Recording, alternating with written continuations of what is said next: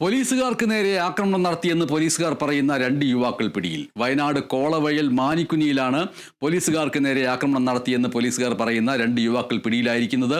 മീനങ്ങാടി ചീരാങ്കുന്ന് സ്വദേശികളായ ശരത്ത്, വിഷ്ണുപ്രകാശ് എന്നിവരാണ് പിടിയിലായിരിക്കുന്നത്. മീനങ്ങാടി പോലീസ് സ്റ്റേഷനിലെ CPOമാരായ അൽത്താദ്, അർജുൻ എന്നിവർക്ക് പരിക്കേറ്റിരുന്നു. വീട്ടിൽ അതിക്രമിച്ച് കയറി ആക്രമണം നടത്തിയ പ്രതികളെ പിടികൂടാനെത്തിയ പോലീസുകാർക്കാണ് മർദ്ദനമേറ്റത്. പ്രതികൾക്കെതിരെ വീട്ടിൽ അതിക്രമിച്ച് കയറിയതിനും പോലീസിന്റെ കൃത്യനിർവഹണം തടസ്സപ്പെടുത്തിയതിനും കേസെടുത്തിരുന്നു.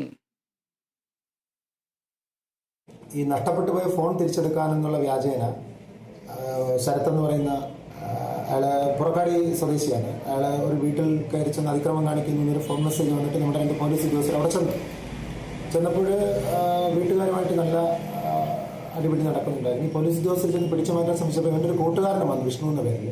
ഇവർ രണ്ടുപേരും കൂടെ നമ്മുടെ പോലീസ് ഉദ്യോഗസ്ഥരുമായിട്ട് അടിപിടിയായി. പോലീസ് ഉദ്യോഗസ്ഥർക്ക് പരിക്കുണ്ട്.